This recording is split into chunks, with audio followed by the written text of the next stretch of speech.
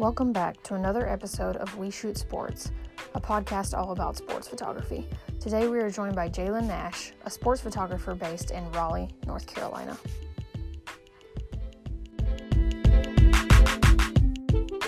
Okay, this is my first time doing a Zoom. That's so awesome. I mean, I've been invited to do other Zooms, but I hadn't had a chance, and it's a rainy day, and I'm like, yes, I need to learn how to do this. How's it going?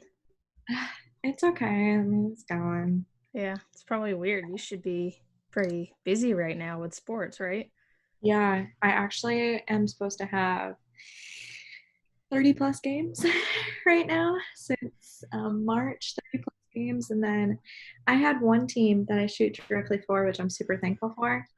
And they were, well, a couple of teams actually, now that I think about it, but two of them for sure were looking into playoffs, and like they were straight that direction, and it would have been so cool because I know one, I felt like they would have made it to like the World Series. That would have been so cool. No kidding. I know exactly what you're talking about. Yeah. We'll get into that. You got your little quarantine beverage here? I have water. Mine's Coke Zero, so. Yeah. I don't know if you know this about me, but I actually don't drink, so. Yeah, I didn't know that. That's cool. Can you see me with the lighting? Yeah, I can definitely see you. Okay. You're good. Ooh, what ring light do you have? Oh, it's just a nothing ring light. I can't even remember. I think we got it for like a birthday party a few years ago, so I just used that one. Nothing special. I mean, I want to get one that's like nothing special, but at the same time. Mm-hmm. It's not even turned on right now. It's just window light from over here. Mm-hmm. All right. You can't see because I'm working on window light and a window. I gotcha. All right, let's see. Let's get into this thing. Yeah. All right, so first of all, let me get started here. Just making sure I have everything set up for sound. Okay, how you been? Good. It's fun to be home with the baby. I bet. One of my biggest stresses was just like her feeding and that kind of thing. So now I'm not having to stress about that as much. And your husband's there too. Yeah, he's like, his job is mine's a little bit more open where I can kind of go from, like if I need to take 15 minutes here, I'm fine. Whereas he's like on the phone with patients all day long. So let me plug in my computer really quick. I think I have 10 seconds to go check it. yeah, you're good. It's over here. I don't know why the thing's not showing up.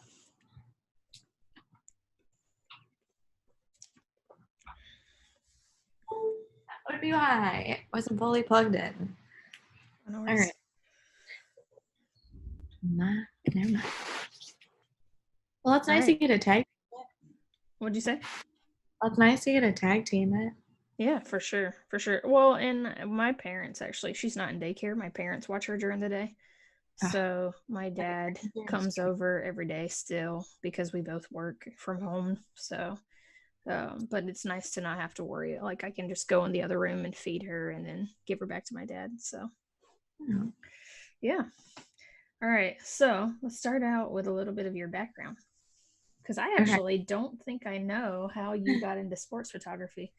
Yeah. I'll try and shorten it as best I can. And then let me know if you can't hear me sound quality wise or anything. All right, sounds good. Okay, I'll try and shorten it the best I can. So I actually ended up so I've been shooting, and I started on film.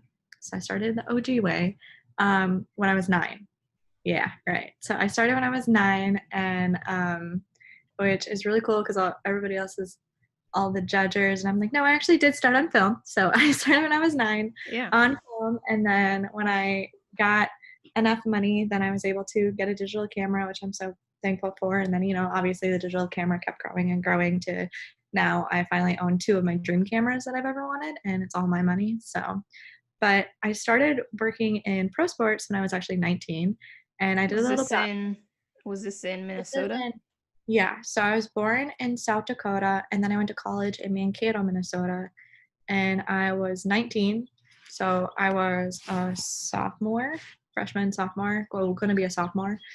And so I'm a very driven individual, and I ended up having a graphic design, because my degree is graphic design and photography, and a minor marketing with honors courses. So one summer, I was looking at jobs as well as internships, and I'm like, I want a paying internship if I can get one, and a paying internship. So I ended up nailing a paying internship that also got me college credit, which is pretty rare. And it's with one of the largest printing companies in North America. And his name is Glenn Taylor, so his name is very well known up in Minnesota area. And he owns the Timberwolves. Oh, nice. So it was all really right. cool. Yeah, it was really cool, really weird. So I was working, on my graphics design degree, which is a very nice backfall to have. And I, was a sophomore, and I actually ended up working with one of the videographers for ESPN, the guys who sit in like the little trucks and they run the little cameras, or they run around, and quote unquote get in our way. But so I actually worked with him because he worked there too, and then he would at night and weekends go to games, and I saw all his Emmys and everything because he has a bajillion Emmys, and I was like, I want to do that, but I want to do that for photo, not video. Yeah. And he had all these credentials and everything and all these stories, and I said I want to do that for photos. So I went to my boss, which was his boss, and I was just like, hey, like I'm interested in this. And then I said, wait, isn't our president, doesn't he own the Timberwolves and the Lynx? And he was like, yeah. So what they did was they trained me into like how to message on LinkedIn. So I ended up messaging the team photographer for the Timberwolves, and they ended up getting me an interview with him. So I met him at Starbucks, and I actually have with me, and I still have it to this day, our meeting on Starbucks. He wrote on a napkin, and he met with me, and he wrote down how the entire process works with photo mechanic and images and sending to the NBA and getting images and what the intern does and all of this. And he wrote it all on a napkin. And he doesn't know this, but I still have that napkin to this day. And when I went and got the interview and just like chatted with him, he actually offered me an internship on the spot. And that was my first time in Minneapolis, because Mankato is, I think, an hour and a half from Minneapolis. So I'm trying to make this story short. In what direction? In north or? You have to go northeast. Okay. So Mankato, we're like D2 for sports, or we're D1 for hockey. Oh, interesting. That's why you're hockey. That's really cool. Hold on 1 second. It's cut. Yeah. We're reciprocity with Canada. We have reciprocity with Canada, so that makes it really fun. So I went to school with a lot of Canadians, a lot of hockey players, definitely used to the hockey scene and the hockey players and all of that. But yeah, so it's an hour and a half. And so I was a full-time student, and so he offered me an internship on the spot. So I was a full-time student at Mankato, as well as I had 2 internships and 3 full-time jobs. And the internship with the NBA was not paid. Yeah. And then, but the design one was rare. I don't even know if they pay anybody anymore, but the design one was. But yeah, so I would go to class, and in college, being an art major, your classes are 4 hours long. So I would end up on nights or middle of the week or something like that, game nights, I would end up driving all the way up to Minneapolis and be for free. Which is a very boring drive. It's pretty, but it's kind of boring when you do it so many times. And so I would end up being an intern. I was an intern with the NBA, with the Timberwolves, and my timing was, it's kind of cool. So Andrew Wiggins and Zach LaVine, when they started, was when I started. Okay. So every time Andrew Wiggins posts something about how many years he's in, I'm like, I'm old. But I was like, so are you. So, yeah. And cool notorious moments was, photographing LeBron James, and I'm like 19. So what I got to do is I was the runner. I was the person who sent the photos to the NBA. And this is before social media was really, really big. So the photos, would just go on TV or website. They wouldn't really go on Instagram as much. Instagram was just starting. And TikTok wasn't a thing. YouTube wasn't that big either. So I would be the runner. I would do the cables. He was very... I'm going to date you here. What year was that? What year? Yeah. It's okay. 2013. 2013. Girl. I know. You're not that old. I'm young compared to everybody down here. Yeah. And still young to the guys who trained me, which I'll get to. I know. I still feel like young to them as well. I'm always like, Yeah. I think that I makes feel old, but yeah, I think that makes me feel old as those newspaper kids. yeah. Yeah. The student newspapers. But yeah, so I would nights and weekends, and then also uh, Kevin Garnett, he came back. I was there for that, so what a wide awakening. Because if you heard him then, but yeah, so that was a very like in your face, here you go, running with it, and I was still had to keep my grades up, and I still had to pay for stuff with school and books and still keep my grades up and try to have a social life. So yeah, I had 2 internships, 3 full-time jobs, a social life, and was getting paid. Not that much, Yeah, and but you're a still. student hustling. And yeah, That's and I was a awesome. student. I know how to drive. So then the season merged into the women's, and the women won. So in 2015, the Lynx had won, and I was a part of that season, the entire Mhm. season. So it was cool because I already had the NBA is way stricter, so I already had that under my belt to merge into the WNBA and still learn. And it was with the team photographer and then the second team photographer, and I still talk to everybody up north today. So now I'll go into like the really kind of like fast part was that so while I was doing the WNBA, and I had at this point never photographed college. I went straight to the pros, Mhm. which is very different. Yeah, that's not. So thankful because that is so rare. Like that does not happen. Yeah. So what happened was with the WNBA, they the Lynx had won, and also I'm starting to meet all these other photographers and all these other people in the pros. I'm still driving back and forth, so I ended up getting an invite by the Twins photographer, Brace. What's up? Brace, and then Jordan Johnson. He is also amazing. He is the second team photographer. I don't know if that's the exact title, but he won't be mad at me, whatever I said, because it's probably changed by now. But with the Timberwolves. So he also shot for ESPN and a bunch of Nice. other. So while I was driving back and forth, he was like, I'm selling this camera. I will sell it to you for this amount of money and a pie. So I got my first fancy camera from the guys at ESPN for very, very cheap. I'm not going to say how much, and And because I a don't want to, pie. and a pie. Nice. So the other thing that came out of this internship is that I had never had an Instagram. So my Instagram, my photo Instagram, and my personal, I was forced to get by the NBA. Oh, Because I would, interesting. yeah, so I would work and they would take photos of me working or share with me that I did this or this. And then they're like, you need to get an Instagram. And so they forced me to get an Instagram. Mhm. So my photo Instagram and all that is because of them. I didn't want any of it. And I still don't really like social media, but I need it Yeah, tomorrow. So it's my true. photo, so they would tag me. The pie thing made it on their social medias, and they have a bajillion followers because they've been doing it for years, and they're amazing. They taught me lighting, everything. So when I was meeting photographers, I'm sorry to jump around. When I was No, meeting you're all right. photographers at those games, the second team photographer, he was like, "Hey, do you want to come to the Twins game and shoot the Twins?" And he's like, "I got this idea. I'm pitching it to MLB." And he's like, "Will you? But I need you to do it."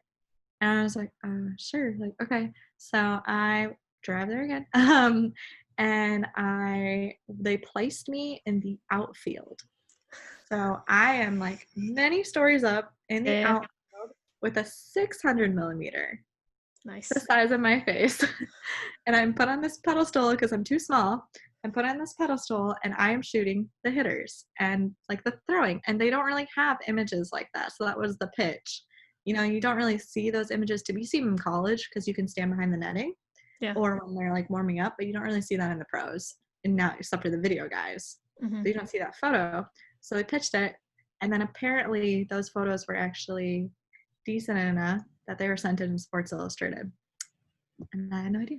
So after doing that, I met the team photographer, Brace, for the Twins, and he invited me to come out again and shoot another time. So I got to shoot the Twins and the Cleveland Indians, which is ironic.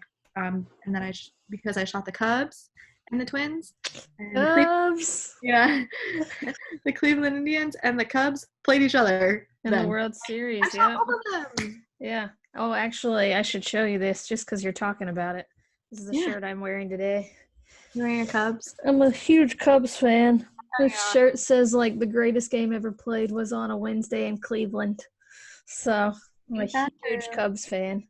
I'm a big Twins fan and Royals. So I had shot them, and then Brace had invited me out. And when this is gonna date Brace. I am so sorry, Brace, but it's gonna date him, and I can't wait to tell him.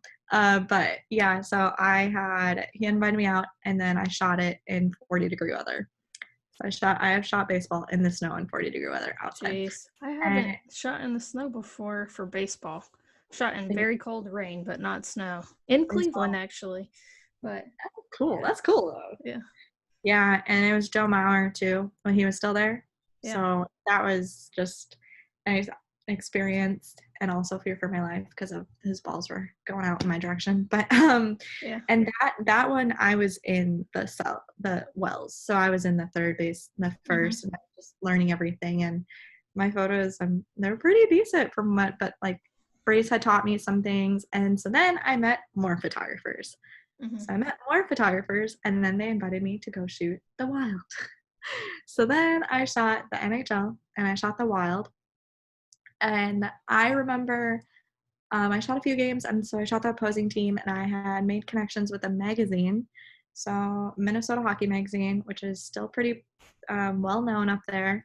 They took me under their wing, and they're like, can you cover this and this? Also, where do you go to school? And I was like, oh, I go to school in Mankato. They're like, sweet. Can you cover the games? And I was only one. They don't have polls in the college ones. They might now, but we have a new arena, I think, or something. But I will know this summer when I go for a wedding. But so I had shot the Wild, and then I met the team photographer for the Wild, whom I still talk to. So I still talk to all the OGs who taught me everything because they are so sweet. And so he taught me a bunch, and I'm almost to the part where I'm in North Carolina, I swear. No, you're fine. That's my next question for you. How'd you get to North Carolina? So. Yeah, no, it's going with it. It goes in it. So that's what's the cool part. So I shot the Wild, and then I got invited to photograph the guys who were in Miracle. So I photographed, which is like a dream. So the outdoor stadium series was going to go on, and they had me do all the pre-stuff for it.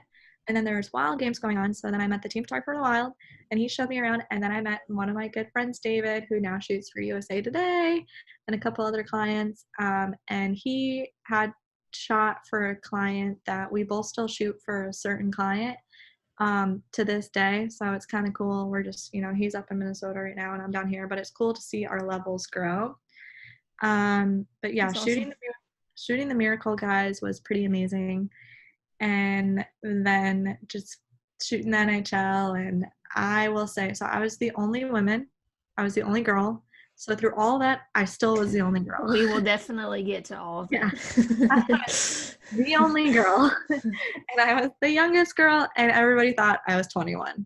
Not that has any factor, but it did for certain areas of the arenas that I was in, because I wasn't 21, and yes, I was there working, but I wasn't allowed certain areas, and I was allowed to photograph certain things or go to certain things because they wanted to cover themselves, which is totally fine.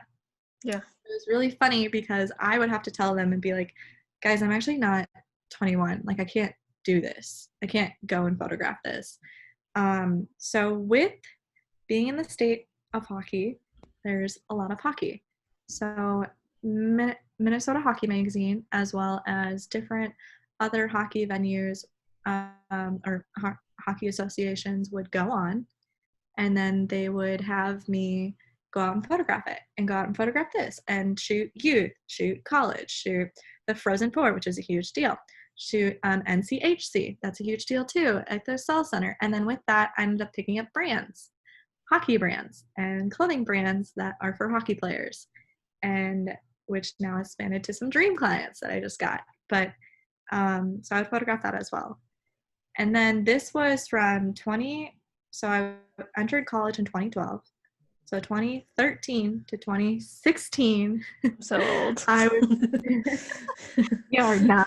You just had a kid finally. Yeah, 2013 to 2016, because I graduated in 2016, was I still had my internship, which was full-time technically, with the graphic design, while shooting all of these different events. And did I skip class? Twice in the 4 Wow. years. That's And impressive.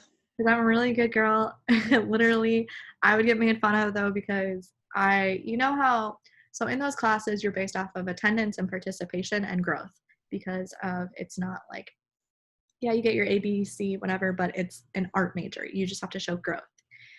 So, and my teachers didn't know what I was doing ever. My teachers did not know that like I had this whole other life, and a couple of my friends knew. That was it. And so I was in class, and one of the classes, senior year, I finally was like, you know what? I have all my work done. I am fine. I know what I need to do to graduate for this class. I'm skipping it tomorrow. So like I was like, I'm gonna do it. And this is a cool story and embarrassing. But I skipped it. Yeah. I typed in my email saying I will not be there. And then, they're like, oh well, we will miss you. And then the teachers like want to know, what are you doing? That's our teachers because they were smaller classes. Yeah. And I was like, oh, I'm not gonna tell you. So I did skip class, typography 3. Didn't like it anyway, but I skipped it to shoot a Twins game. Highly don't recommend it, but you got to do what you got to do for your love.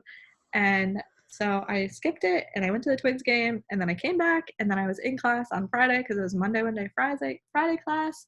And then Friday comes around and my teacher was like, oh yeah, you missed my class. And I was like, what'd we do?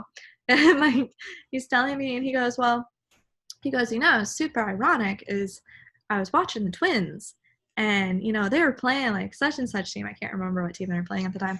And he's like, they were playing this like team. And I go, and I see a girl. I'm like, there's no girls there, but I see a girl and she looks oddly like you. And I was like, whoa, that's so weird. And then he goes, what's even weirder is that your project, you're doing an NHL project. You're doing like for your final like thesis, you said these are your photos for the NHL. Like you photographed this NHL and you're making tickets and you want to pitch it, like the sales part, and you interviewed some people at the Wild. And he goes, so where were you? You're like, dang it. I get busted. So, but then came for applying for jobs, and me being very career driven, I actually started applying for jobs when I was a junior. Mm-hmm. I hadn't been a senior yet for college, like post college. I started applying when I was a junior. And because I am from South Dakota and there are no pro sports, and I knew that is where I wanted to be, that is what I love, along with everything else. And since I was 9, I wanted to be a photographer. But it's very hard to do that full time, which is why my degree is in graphic design and minor in marketing for business sake. So I had started applying for jobs, and junior year, it's touch and go. You're not going to get, because they're like, when do you graduate? Oh, in a year. But within that job applying, I was able to talk to a lot of higher up professionals, and also grow from the Twins, and grow from the Wild, and go from all those other photographers that I was surrounded by, and businesses. There was also people who did family photos, and I went and learned from them too, because I wanted to not typecast myself. I wanted to be able to prove that I could photograph everything and anything. And as much as, yes, I do love sports, and I am thankful of that. Like that's what brings me the most hope. Weddings, not so much, but I will still do them, Yeah. For them. I hate it, but I do enjoy the service of the photography. So it came time to graduation, and I had a few offers. I had a so finding a photo job, so hard. I'm from South Dakota too, so there's no pro sports there. So, and I was like, I still want to do this, but I got to be realistic. And so my options at the time, I was like, well, I don't really have family in Minnesota, and my family is in Louisiana, South Dakota, and Kansas. I could go to the cities, like all my friends, and go to Minneapolis. But everybody out there is so young. Designers and photographers are insanely young and super competitive. So, or I could go somewhere where I saw these pictures when I was younger and I thought it was a beautiful state. That's So interesting. Wow. so I had an offer from the Golden State Warriors to go and design for them, which was, like I said, I was super career driven, so I was very young to have an internship as a sophomore, Mm-hmm. and I had to grow up really quick because of I was already in that professional world. So being 19, I had to grow up very fast in the professional world. I'm wearing suits, stuff like that, and meanwhile, people are doing that when they're a junior in college. I'm doing that when I'm a sophomore, Yeah. and beginning of a sophomore too. So I'm just getting off freshman year. I haven't even been to frat parties or anything like that. So I haven't had the chance to even go to the bars illegally and try. So, but so, and also I will say this really quickly that being from South Dakota and driving to Minneapolis, Sioux Falls is not that big. I mean, it's bigger now. Minneapolis and St. Paul alone have 3 million. I had no idea how to drive in traffic. I had no idea how to do any of that. I had no idea people were not that nice. So it drove me insane. And it was very hard. So it was another thing pushed in my way. And We could I do a also, podcast just on that topic. especially out here. And then the softwares I was learning in college, I was kind of advanced in my classes because I taught myself it in high school. I taught myself Photoshop and Lightroom and Illustrator and InDesign and everything else needed, not photo mechanic. Yeah, you don't learn that till you actually work in sports. Yeah, that's true. And I taught that all to myself in high school. So when I went to college, I was sort of advanced. They were just pushing me more. But the one thing was that my teachers also, the school I went to, they were very artsy. So not many of my teachers, except for like one, were super supportive of my photo, like my photo, sports design, that type of thing, which was super hard because they wouldn't like my projects. They wouldn't Mm-hmm. like anything that I did, and I had to do it this way and this artsy way. And to this day, I am still dealing with that as a designer, but I love being a photographer, so Yeah. I'm pushing that way. But I'm still dealing with that because they want you to do this iconography way, and which is fine. But there's people who do the sports design too, and like they're thriving in their own world. Yeah. And okay, backtrack. Into graduation, I had that offer from Gold State Warriors. I had Kansas City Chiefs design offer, but for those jobs, when you add it up, how much you're going to make and how much you're going to design, you can't make a living, especially if you're on your own like me. I have And how very much amazing. it's going to cost to live there. Oh my goodness. Yep. So I was like, okay, I can't do these. Minneapolis, I mean, I know I'm going to struggle, but I'm going to struggle with a bunch of my friends. So if I did that, but then again, Minneapolis, what am I going to do? Like there's so many different art avenues, but it's like, who's going to, it's that meme that you see where they're like 10 years of experience and you're 22 now, like, oh, I kind of had that budding of like 4, but people are just like now getting their 1. Yeah. So then I got an offer from USA Baseball, and it was to be director of digital media, and USA Baseball is in Cary, North Carolina. So I had no I idea. always forget this. Yeah, I had no idea that it was in Cary, North Carolina until I looked at the bottom of the email when they were telling me where I was going to go fly to interview. So they flew me out and interviewed me, and for a director position, so a 22-year-old director. Nice. For USA Baseball, and it was so ironic because growing up, I had seen pictures of North Carolina and South Carolina, and me and my friends joked. I was like, "Oh my gosh, like that state is so beautiful. Both of those states are so pretty."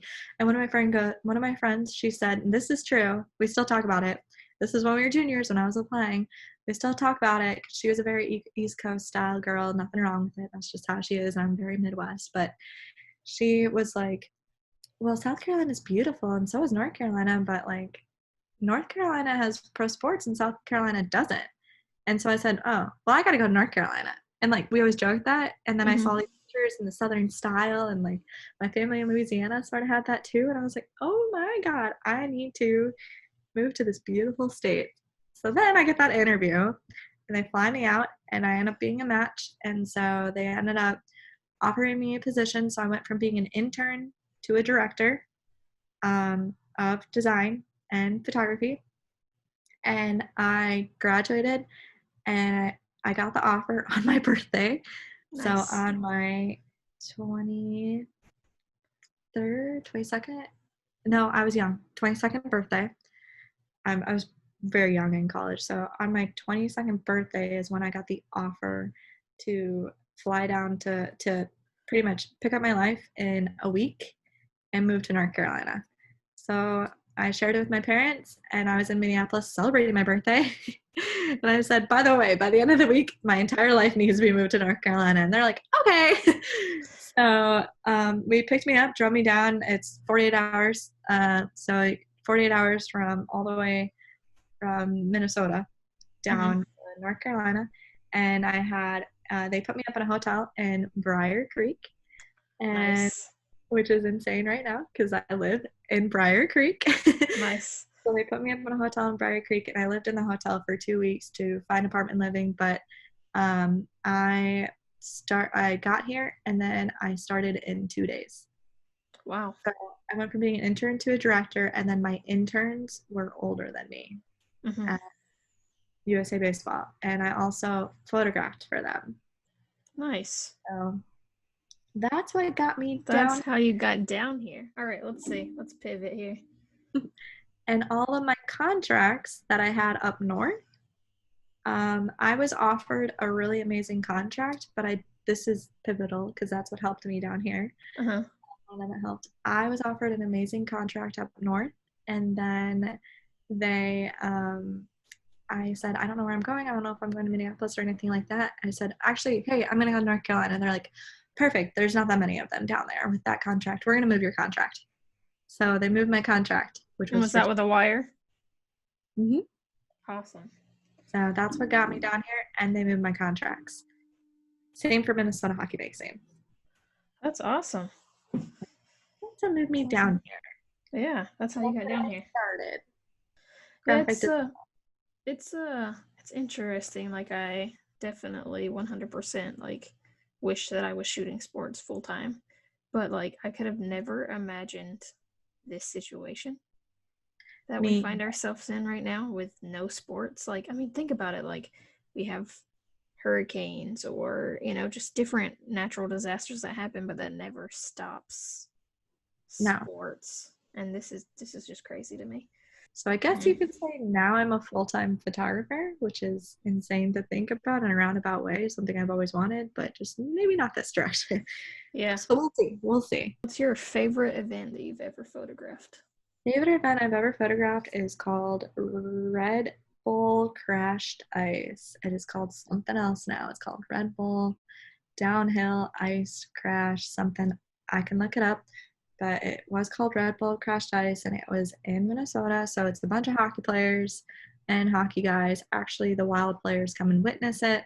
And what it is an ice obstacle course, basically, on skates. So you start very high, and then you go all the way through until the very end, and you are racing. And then there's a freestyle event, and then there's different age groups. And they travel the world. And it was with Red Bull. So amazing connections, amazing people to work with, amazing thing to photograph it. And ironically, I was photographing it for a clothing company. Oh, wow. Because they were sponsoring the athletes. And then I got to be with my ESPN guys. So then the ESPN guys were like, stick with us. You're shooting with us. You're helping us out too. So I'm like, sweet. So, and I did that for 2 years. And then they took it out of St. Paul. And they only have it in one city in the US otherwise, which this last year they took that out too. So now they're just doing worldwide, but still friends with the athletes. It is the coolest thing ever. It is because, hockey is a very demanding sport and very like contacty. Well, take away the skates, take away less padding for the most part. And then now you got to skate and you got to do tricks. And it's insane and it's super hard to photograph. And it's freezing. Yeah. Because you have to have it freezing cold. Wow. All right, you have to look up the name of that and send that to me. Hold it up really quick. That is crazy. Yeah. That sounds crazy. Keep going. Yeah. All It right. is insane, but it was so cool. That's the coolest thing I've ever. All right, let's It's talk called about Red Bull Ice Cross. what is it? Red Bull Ice Red Cross? Bull Ice Cross. That's what they're calling it now. Wow, I'm gonna have to look that up. That sounds fascinating. Most interesting experience you've ever had with sports photography. Most interesting. It can be a free for all too, like positive, negative, Yeah. wherever you want to go with that. The sad part is when you think about it, negative comes up first over positive. I got two. I could do a really quick positive one. Go for it. The cool positive one is I was photographing.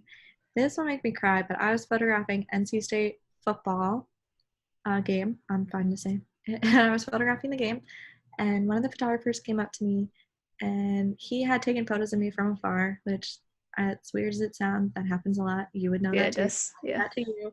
You do Is that. that a girl thing or does that happen to guys too? Actually, I feel like I see a lot of guys who've taken pictures of guys too. And so he came, but he wasn't being creepy, and he had come over to me, and he goes, I just want to let you know that like you're an inspiration, and this is cool. This happened this past season. Well, this is like a 2-year deal, but he came up to me again. But he's like, I just want to let you know you're a past inspiration, like you're an inspiration. Sorry. And I said, what for? And he goes, well, my daughter's 9 and she's here at the game. And I keep trying to tell her, keep trying to bring her along to all these events that I have and all these games. And he goes that I keep trying to bring her along. And she goes, well, nobody out there looks like me. I don't want to do it. Nobody out there looks like me. And she's actually at the game right now and she's over there. And I've already pointed you out to her. And so you are like, you're an inspiration for her because now I can be like, well, she does this and she does this. So I've been friends with that guy. So that was already a compliment within itself. And then a year or 2 later, you know, I've been shooting next to him and he comes up to me and he's like, I just want to let you know that like my daughter she wants to take a picture with you and she wants to meet you because now she started coming to my games and now she started photographing and being next to me because now she saw that you had photographed and I told her all of your stories of all the clients that I had grown to pick up and where my stuff has been produced and everything. And he said that yeah, that I was an inspiration to her. And I was like, that is like the coolest thing to be inspiration That is awesome. to a girl, like a little girl. So yeah, that's a cool story. That's one of the coolest stories I've heard. Yeah, it's a really unique experience. And you might know the photographer if you ever come to one of those games. The Red School. Of the NC State. Oh, the Red School. Hey, I do make it over there a couple times. You know, I shot a lot of NC State before I found out I was pregnant. And then I had like some more games on the books, but I was so sick during my first trimester. I just like, all their games are always at 9 p.m. And I was always, you know, they call it morning sickness, but I was so sick at night. And so, yeah. I mean, you're a trooper in itself because I told her, I was like, she did it. I was like, that means if I ever find somebody to get married, I can do it. You can do it for sure. Let's see. All right, we're gonna go down here for a little bit, but let's talk about like just being a woman in sports and like some of the let's talk about an experience that you had that hasn't been that great as a woman in sports. Yeah. I mean, it's kind of sad to say, and I was actually just with one of my bosses yesterday, he's a client, but he's also a boss of mine, and he had said that women in sports, sadly, but it's true, we have to work twice as hard as the men. And the men don't, like, some men see that and some men don't. Some men think it comes pretty easy for us. And I'm like, no, we literally have to work twice as hard to get half the respect, which is true. And this one that always kind of sticks with me, which is really sad because you want so many positive experiences to stick with you, but when something like super negative happens and you're like, that was like directed right at me, you just get, yeah. So I was photographing this event and I always remember this story and now I know how to say it in code, so it's even better to not get the people in trouble if they ever hear any of this, but you know. But I was photographing this event and there's a lot of security there because it is a very popular and dangerous event to photograph. And I had the same credential as a guy literally the same age as me right next to me. and we're walking into the danger part, but it says that we're allowed to be there. We have the same credential, everything, we're wearing what we need to wear, the protective gear, and this security guy stops me, and not the guy next to me, and he goes, "What are you doing?" And I said, "I'm going in there, like I'm allowed to go in there." And my credential, it says I'm allowed to be in here. This is the time that I need to go. Like, also, please hurry, because like I need to go. This is like a short window. Yeah, for sure. As it is in sports. And he goes, "No, you're not allowed." And I was like, "Yes, it is. Like, look at my credential. It literally says this." And like this, weirdly enough, and I'm a very kind of quiet person. I mean, I'm very outgoing, but at the same time, I'm very quiet. I'm not going to make a scene because we already have so many things against us already being there. So yeah, I'm not going to make a scene. And which is something that you shouldn't do, or like you should stand up for yourself. But at the same time, it's kind of hard. So he was like, "No, no, I'm sorry." And I said, "My credential is the same as the guy you just let walk past you. Like, you need to let me in." He goes, "Well, just this one time, I will let you in." So he lets me in. I have the same credential. Don't worry, I went back to him. Not be rude. But he lets me in, and then I go and I run, basically, because I am now very late to where I need to be. And it ended up causing a scene because the subjects we were photographing, they saw the entire thing happen.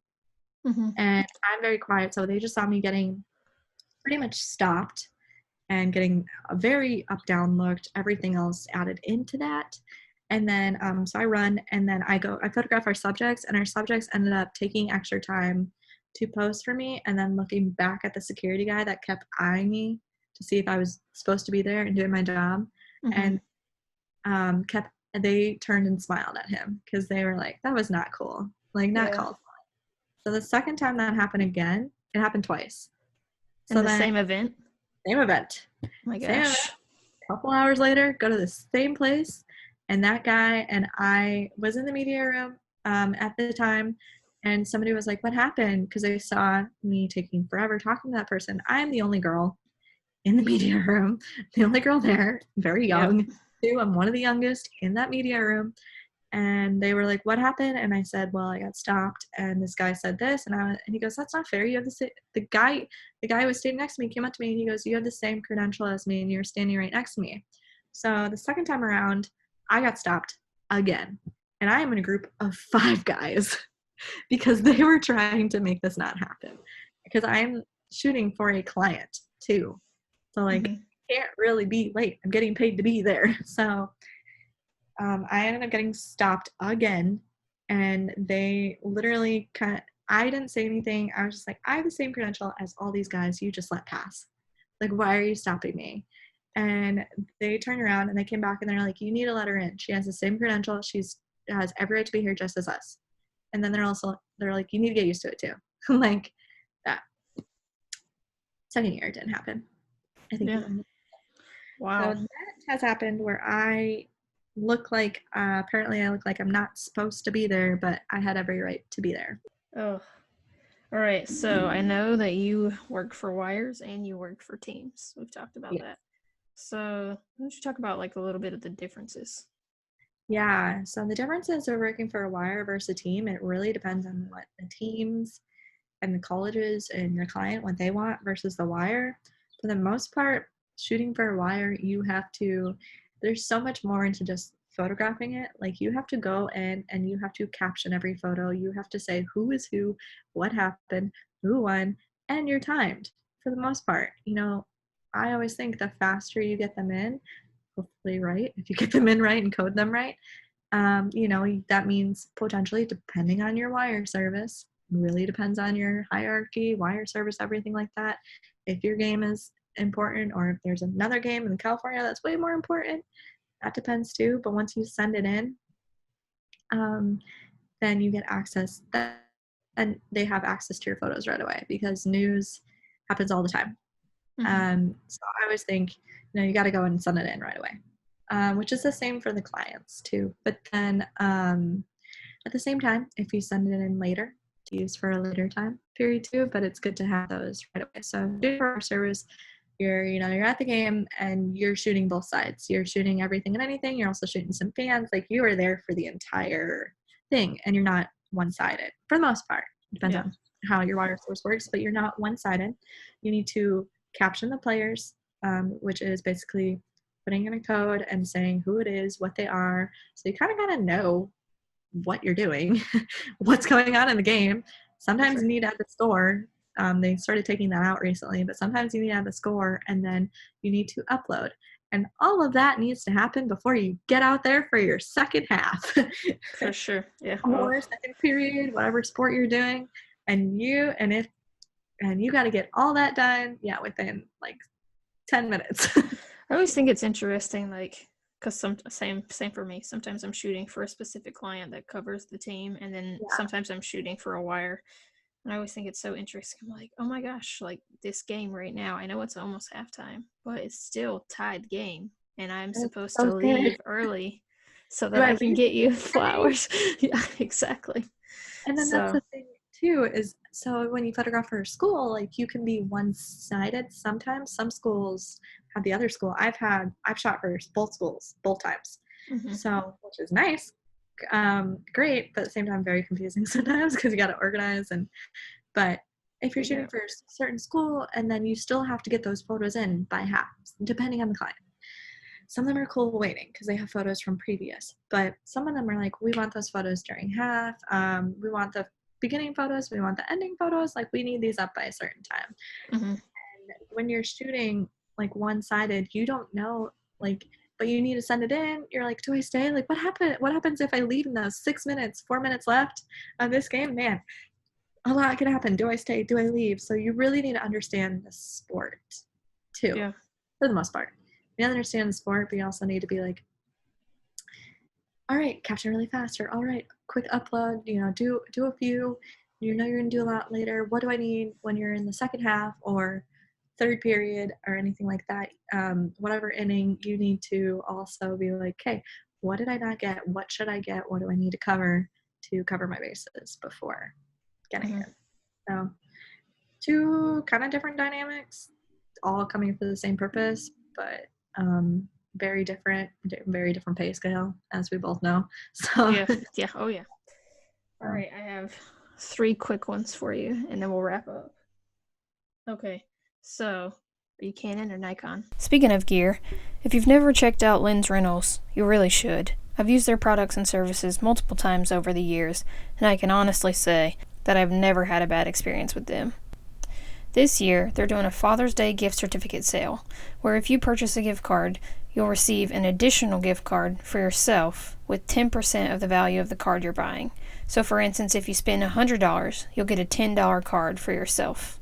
If there's ever been any gear that you wanted to try out, now is the opportunity. Visit the link in this episode's description and head over to Lens Rentals now. Canon. Okay. I didn't know that. That's awesome. I have a 1DX Mark II and Mark III. I have the dream cameras that I've always. All right, most random thing in your camera bag. Most random thing in my camera bag, I have lotion. What for? I threw it in there, ironically, when I was up north in Minnesota, and it is girly smelling lotion, but I threw it in there because I'm like, oh man, what if my hands get dry or something like that? I have to touch it. It has moved all the way down with me. I've had it for 6+ years now, shooting 6+7+, shooting pro sports and colleges and for all these people, and I still haven't used it. That's funny. Yeah. Oh, that's so funny.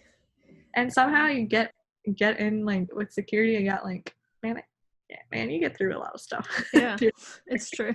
I mean, they get to look through our bags, but they won't let you keep your tags. Heaven forbid you keep the tags on your bag. So you can have lotion, you can have a screwdriver in there. I've had a screwdriver. I know, I have some pliers. Yeah. All right, last one. You only get one lens to shoot with. Well, hold on. Let's pick a sport. What are we going to say? Hockey? Should we say hockey? You only get You only get one lens to shoot with. What are you choosing? 70 to 200. Can do it all. 70 to 200. That's exactly what I would choose too. I don't know about hockey. I'm a little bit embarrassed to say this, but I've only shot hockey one time.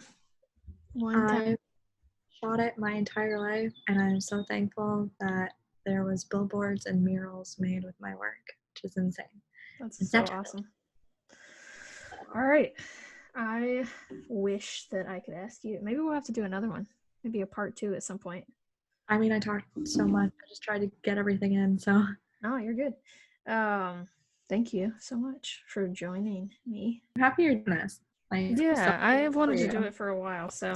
You should do a panel and do different age groups. I've learned from so much from the old guys out here, which I can for sure. So thankful to have the clients that I have, like clients that I have at such a young age. Like, that's insane. Shooting for pro teams at such a young age, but the same time is like there's so many things I can learn. Mm-hmm. So, and there's certain things that they learn from us because they're older that we're younger. So I know, but yeah, no, thanks so much for having me. Thanks so much for having a platform for me to answer some questions. I can't wait to promote it. And also, like, I support you, you support me. So eventually, while I'm gathering my life together and figuring things out. So I know it's just really tough times right now. So we're just going to try and stick it through. I cannot wait for sports to get back so I can get back to work. I know, same. Just in general, sport. I'm so excited to watch the draft tonight. Yeah, so. I don't normally pay attention, and the past couple of years I've had a bunch of like my subjects get drafted, but you know they come and go, so like you just don't. I shoot for a couple teams, so like I don't remember who's who, but I got a lot for tonight, and my friends, now that they work for the NFL, I'm excited to see how they do the draft. Yeah, there's a couple of people who well, I know a couple of photographers who like work for the NFL, like actually the NFL, and obviously lots of team photographers. But I'm pretty excited to see how they handle it. I don't know. It'll be interesting to see how with technology, just like how it goes if it stays for months, and that's what I'm stoked to see, like their work and be like, how did you do it? So it's a new era, new time. But I hope thank you. Yeah, you too. I hope your family's healthy and everything. Yeah, the wave's going to hit South Dakota at a different time than it hits down here. So later. It's going to hit them in the summer apparently, but now they have time to plan, which is really sad and scary because right after it hits is when I'm supposed to go home. So, and I don't get to go home often, as we know. So I had an option to go up there or stay down here, and we are keeping me down here for the time being. So that's what I'm doing. I think our state might open up soon. Praying. I think there was supposed to be some kind of a press conference about it today. Maybe right now. I was just gonna say like by the 1st. And I'm like, it's almost the 1st. Yeah. But yeah, let me know as usual when things I'll let you know. I will babysit. Oh yeah. The little ones are so cute, and that's the first thing I said to you. Yeah, that's true. Gotta train somehow, you know. Yeah, it's true. I hope they're safe and they're doing good. I pray for your family and everybody. Thank you so much. All right, you have a good one. We'll see if maybe there's part 2 in the future. So I got some more questions for you still. Oh my gosh, just let me know. And I got so much editing to do, and already sorry about it. So. All right. You're fine. All right. Take it easy.